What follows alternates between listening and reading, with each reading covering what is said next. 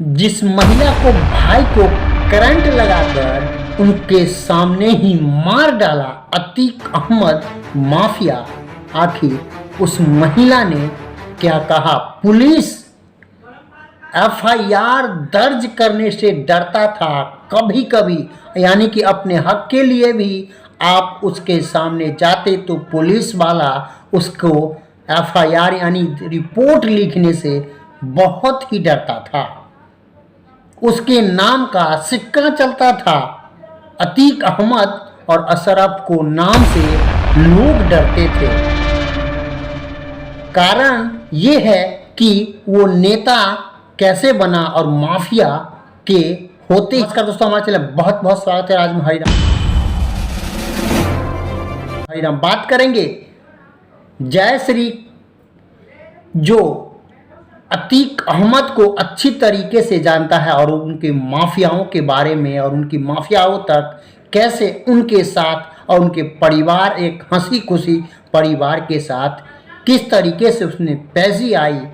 महज 17 साल की उम्र में और उनके ऊपर एक हत्या और मर्डर का आरोप लगे और इलाहाबाद के थाने में इनके ऊपर एक एफआईआर लिखा गया। 44 साल की उम्र तक उन्होंने, भले ही इस दुनिया में अब नहीं है, मगर उनके डराए हुए, उनको जिन व्यक्ति को उन्होंने डराया धमकाया, उनके साथ बदसलूकी और उनके परिवार को करंट लगाकर मार दिया गया। उसी महिला का एक बात मैं आपको बताऊं, मीडिया रिपोर्ट के हिसाब से उन्होंने एक मीडिया को अपने इंटरव्यू में कहा कि अतीक अपनी माफियाओं और अपनी बेरहमी दिल से मैं अच्छी तरीके से जानता हूं, और नहीं तो मुझे उनके मरने पर खुशी है और नहीं तो उनके जीने पर मैं खुशी हूं। जिस तरीके से उनके परिवार को, उनके सारे परिवार को मिटा दिया गया।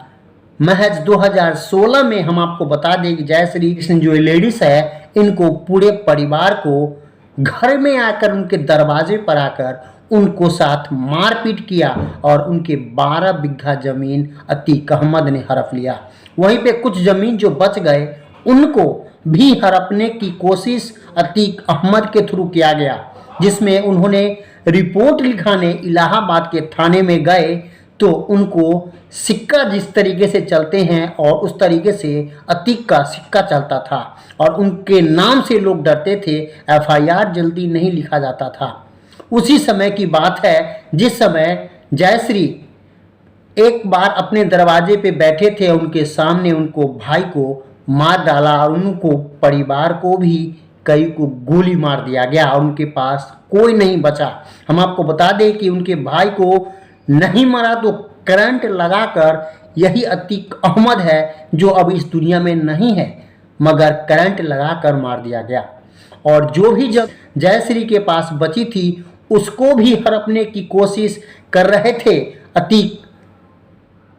जिस तरीके से अतीक को इस मामले में आरोपी बताया गया और बताया जा रहा है कि इसको लगभग 45-44 की उम्र में ही, उससे पहले ही इनको ऊपर 100 से ज़्यादा हत्या का आरोप लगे हैं और इसके कारण वो इस दुनिया में आज नहीं है।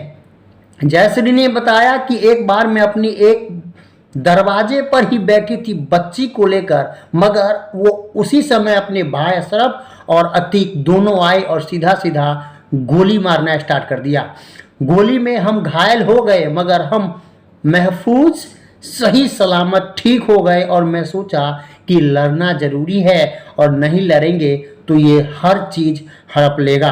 12 बीघा ज़मीन हड़प लिया, हमारे भाई को करंट लगाकर मार दिया। जिस तरीके से पुलिस के सामने जाता था तो कहता था पुलिस वाला भी और उसकी सरकार है और उसकी दबदबा है कि आपस में समझौता कर लो, आपस में बातचीत कर कर यह रफा दफा कर लो। जयश्री का कहना है, एक इंटरव्यू में उन्होंने कहा, जो आज मुझे इस बात की गर्व है कि वो इस दुनिया में नहीं है, मगर मुझे इंसाफ जरूर मिलना चाहिए। क्योंकि अतीक अहमद जिस तरीके से अपने ही दम पर और अपना सिक्का चलाता था, दबदबा रखता था, वो सरासर गलत है।